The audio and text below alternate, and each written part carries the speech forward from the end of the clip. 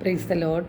സ്നേഹമുള്ളവരെ, ഇന്ന് നാം വിചിന്തനം ചെയ്യുന്ന തിരുവചനം വിശുദ്ധ മത്തായിയുടെ സുവിശേഷം 6-ാം അധ്യായം 34-ാം തിരുവചനമാണ്. അതിനാൽ നാളെക്കുറിച്ച് നിങ്ങൾ ആകുലരാകരുത്.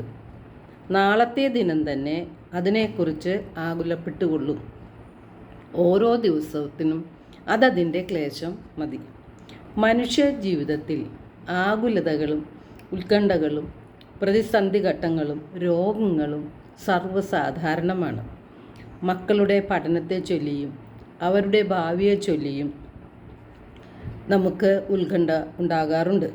സാമ്പത്തിക കാര്യങ്ങളെക്കുറിച്ചും അല്ലെങ്കിൽ നമ്മുടെ ജോലിയുടെ കാര്യങ്ങളെക്കുറിച്ചും നാം ആകുലരാണ്. എന്നാൽ തിരുവചനം പറയുന്നു, നാളെക്കുറിച്ച് നിങ്ങൾ ആകുലരാകരുത്. നാളത്തെ ദിനം തന്നെ അതിനെക്കുറിച്ച് ആകുലപ്പെട്ടുകൊള്ളൂ. ഓരോ ദിവസത്തിനും അതതിൻ്റെ ക്ലേശം മതി.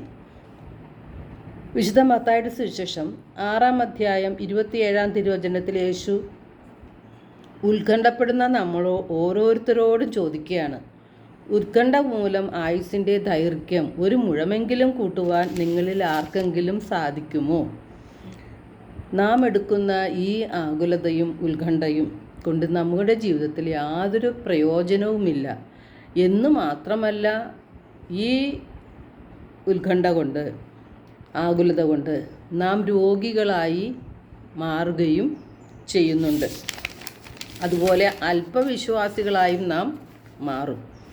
നമ്മുടെ പ്രതിസന്ധികളും പ്രയാസങ്ങളും കാണുന്ന ദൈവത്തിന് അവയെല്ലാം മാറ്റിത്തരുവാനായിട്ട് അധികം സമയം വേണ്ട.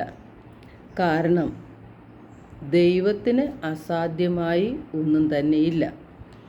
1 പത്രോസ് 5:6 തിരുവചനം പറയുന്നത്, ദൈവത്തിൻ്റെ ശക്തമായ കരത്തിൻ കീഴിൽ നിങ്ങൾ താഴ്മയോടെ നിൽക്കുവിൻ. തക്ക സമയത്ത് അവിടുന്ന് നിങ്ങളെ ഉയർത്തിക്കൊള്ളും. നിങ്ങളുടെ ഉത്കണ്ഠകളെല്ലാം അവിടുത്തെ ഏൽപ്പിക്കുവിൻ. അവിടുന്ന് നിങ്ങളുടെ കാര്യത്തിൽ ശ്രദ്ധാലുവാണ്. ഫിലിപ്പി 4:6 തിരുവചനം പറയുന്നു, ഒന്നിനെക്കുറിച്ചും ആകുലരാകേണ്ട. പ്രാർത്ഥനയിലൂടെയും അപേക്ഷയിലൂടെയും കൃതജ്ഞതാസ്തോത്രങ്ങളോടെ നിങ്ങളുടെ യാചനകൾ ദൈവസന്നിധിയിൽ അർപ്പിക്കുവിൻ. അപ്പോൾ ദൈവത്തിൻ്റെ സമാധാനവും സന്തോഷവും നമുക്ക് ലഭിക്കും. ദൈവം നമ്മെ എത്രമാത്രം സ്നേഹിക്കുന്നുണ്ട് എന്ന് നാം പലപ്പോഴും ചിന്തിക്കാറില്ല. വിശുദ്ധ യോഹന്നാൻ 3:16 തിരുവചനം പറയുന്നുണ്ട്, എന്തെന്നാൽ അവനിൽ വിശ്വസിക്കുന്ന ഏവനും നശിച്ചു പോകാതെ നിത്യജീവൻ പ്രാപിക്കുന്നതിന് വേണ്ടി തൻ്റെ ഏകജാതനെ നൽകാൻ തക്കവിധം ദൈവം ലോകത്തെ അത്രമാത്രം സ്നേഹിച്ചു. സ്വപുത്രനെ പോലും ഒഴിവാക്കാതെ സമസ്തവും നമുക്കായി നൽകുന്ന പിതാവായ ദൈവത്തിൽ വിശ്വസിക്കുകയും ആശ്രയിക്കുകയും പ്രതീക്ഷയോടെ കാത്തിരിക്കുകയുമാണ് നാം ചെയ്യേണ്ടത്.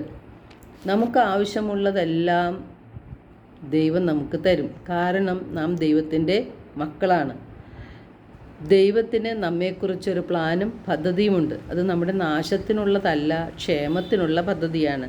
നമുക്ക് ശുഭകരമായ ഭാവിയും പ്രത്യാശയും നൽകുന്ന പദ്ധതിയാണ്. ദൈവം നമ്മുടെ നന്മയും നമ്മുടെ സന്തോഷവുമാണ് ആഗ്രഹിക്കുന്നത്.